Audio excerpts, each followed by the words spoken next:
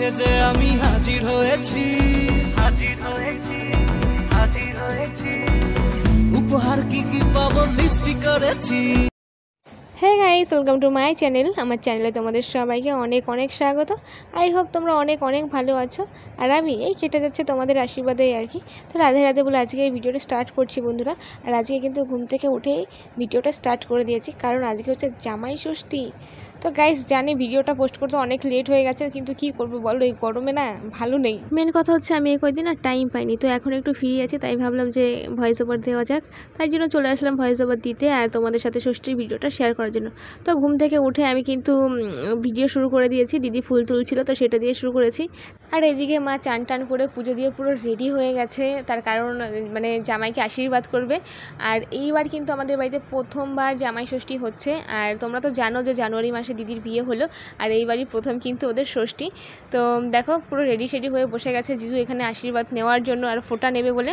এদিকে দেখো জিজুকে কিন্তু ফোঁটা দেওয়া হয়ে গেছে, এখন দিদিকে দিল। এখন জিজুকে আশীর্বাদ করছে মা। তো আমাদের ঘরের স্পেসটা এরকমই যে কি বলবো, দিদি আর জিজুকে দেখা যাচ্ছে কিন্তু মায়ের মুখটা দেখা যাচ্ছে না, এমন পজিশনে কি মানে কিছু বলার নেই, যে কোনো একদিক দেখতে হবে। এর জন্য ভাবলাম যে ওদের দিকটাই দেখাই, আর মায়ের দিক থেকে আশীর্বাদ করছিল সেটাও একটু দেখানোর চেষ্টা করেছি, কিন্তু পুরোটা দেখানো হয়নি, তার কারণ আমাদের ঘরের স্পেসটাই এরকম। পাঞ্জাবি পরে জিজুকে কিন্তু পুরো হিরো হিরো লাগছে দেখতে। কথায় কথায় তো এটাই বলতে ভুলে গেছি যে জিজুকে হিরোর মতো লাগছে দেখতে। আমার জিজু যদি ভিডিওটা দেখে তো আমাকে মানে মনে মনে বলবে যে আমার এরকম শালির দরকার নেই, যে আমার প্রশংসা করতেই ভুলে গেছে। তো জিজু আমার মনে মনে কইবে আমি কীরকম শালি পাইছি যে আমার কথা কইতেই ভুলে যায়। আমি গেছি জামাই ষষ্ঠীতে, আমি জামাই মানুষ, আমার কথাই কইতে ভুলে যায়। জিজু তো এটা মনে মনে বলবে। তো সত্যিই কিন্তু জিজুকে দারুণ লাগছিল। আর আমি এদিক থেকে ভিডিও করার সময় মনে মনে ভাবছিলাম এরা গরমের মধ্যে কি করে বসে আছে ভাই, আমিই তো বসে থাকতে পারছি না এখানে। এরা নতুন জামা প্যান্ট পরে কীভাবে বসে আছে? এটা কি ষষ্ঠী নাকি সাজা?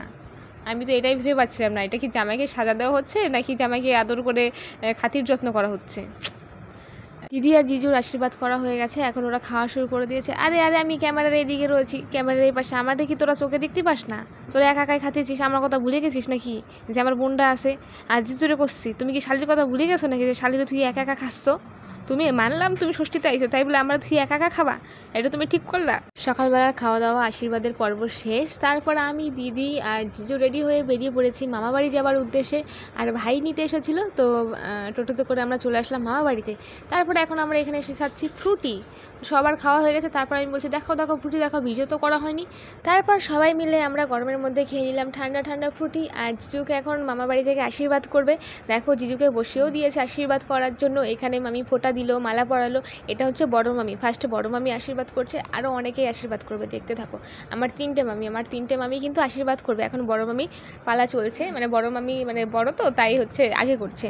তারপর আসবে মেজো মামি, তো বড় মামির আশীর্বাদ করা হয়ে গেল। আর এখন আসবে মেজো মামি, এখন করবে মেজো মামি আশীর্বাদ। সিরিয়াল বাই সিরিয়াল আশীর্বাদ করবে, বড় আগে, মেজো তারপরে, ছোট তারপরে। তো সিরিয়াল বাই সিরিয়াল কিন্তু আশীর্বাদ করছে জিজুকে। তো আমি শুধু ভাবছি যে আশীর্বাদটা কখন শেষ হবে, কখন জিজুর থালা থেকে তালের শ্বাসটা নিয়ে খেয়ে নেবো। আমি তো এরকম ভাবছি মনে মনে। ঠিক আছে, আমি তো ওয়েট করছিলাম যে কখন আশীর্বাদ করাটা শেষ হবে আর কখন আমরা সবাই মিলে খাওয়াটা শুরু করব। ভাবছি জামাই ষষ্ঠীতে কি আমার জিজু এসেছে নাকি আমি জামাই ষষ্ঠী খেতে এসেছি মামার বাড়িতে? আমি তো এটাই ভেবে পাচ্ছি না। যাই হোক, আমি সেই আশায় করছিলাম যে জিজুর আশীর্বাদটা কখন শেষ হবে আর আমরা ওই প্লেট থেকে কখন নিয়ে খাওয়াটা শুরু করব। আর এখন আশীর্বাদ করছে আমার ছোটো মামি। এই তো এবার হয়তো বোধহয় পালাটা শেষ হবে, এরপরে কিন্তু খাওয়াটা শুরু করব। জামাইবাবু আমার গরমে নাজেহাল হয়ে গেছে। ঠিক আছে, জামাইবাবু নাজেহাল হলে কি হবে, জামাইবাবুর শালি তো এখনও নাজেহাল হয়নি। তো জামাইবাবুর মান সম্মানটা রাখতে হবে না, খেয়ে দে। জামাইবাবু তো খেতে পারে না, সেই খাওয়াটা তো আমাদের খেয়ে দে, জামাইবাবুর মান সম্মানটা রাখতে হবে নাকি? জামাইবাবু বোঝে না জামাইবাবুকে আমরা কতটা ভালোবাসি, তার মান সম্মান রাখার জন্য আমরা কত কী করি, তার প্লেটের খাবারগুলো আমরা শেষ করি।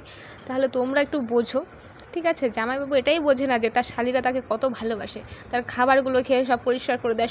তারপরে আশীর্বাদের পর্ব শেষ করে খাওয়া দাওয়া করে আমরা চলে আসলাম বাগানে। মানে দুপুরে খাওয়া দাওয়া কিন্তু হয়নি, এখনও মেন পর্ব বাকি রয়েছে খাওয়া দাওয়ার। মানে আমরা ফল যেগুলো কেটেছিল সেগুলো খাওয়া দাওয়া করে চলে আসলাম বাগানে। তো গরমের মধ্যে ঘরে থাকা যাচ্ছিল না, তাই ভাবলাম যে একটু বাগান থেকে আমরা ঘুরে আসি। তারপর সবাই মিলে চলে আসলাম বাগানে একটু আড্ডা ফাড্ডা মেরে দেখি ফোন করেছে বড় মামি যে তাড়াতাড়ি আসো, রান্না হয়ে গেছে, তাড়াতাড়ি জামাইবাবুকে পাঠিয়ে দাও। আমি তো মনে মনে ভাবতেছি জামাইবাবুরে পাঠালে তো কোনো কিছু লাভ হইব না, আমি না গেলে কিছু হইব, কিছু হইব না, জামাইবাবু তো খাইতেই পারবো না, কারণ জামাইবাবু আমার বেশি খাইতে পারে না। তারপরে সেইটা ভাইবা জামাইবাবুর পেছন পেছন আমিও চলে আসলাম বাড়িতে। তার কারণ হচ্ছে জামাইবাবুর মান সম্মানটা বাঁচাইতে হবো না? আমরা শালিগণ কিসের জন্য আসি? জামাইবাবুর মান সম্মান বাঁচাবো বলে তো আসি। তারপর দেখছো জামাইবাবুর কত ভালোবাসে শালিরা। জামাইবাবু খাইতে বইছে, শালি এরকম হাওয়া করতেছে।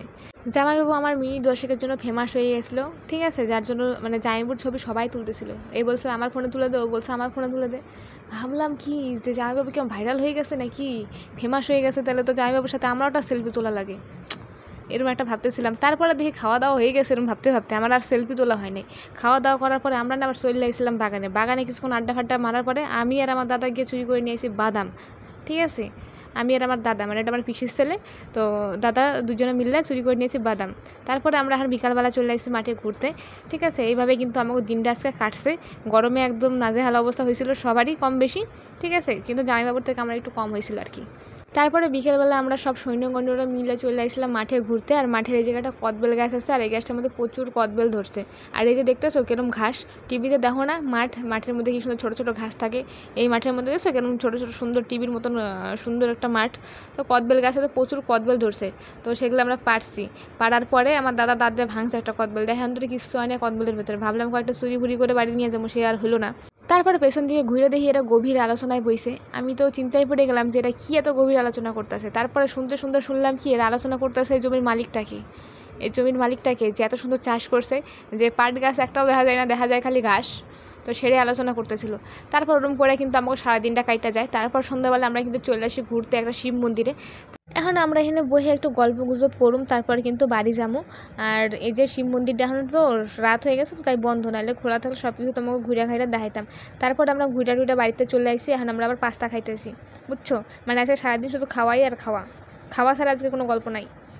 আজকের ভিডিওতে কিন্তু 2-3 রকমের ভাষা হয়ে গেছে, আমি একটু মজা করে কথাগুলো বলছিলাম তাই কিন্তু এরকম হয়েছে, তো আমরা একটু ম্যানেজ করে বুঝে নিও।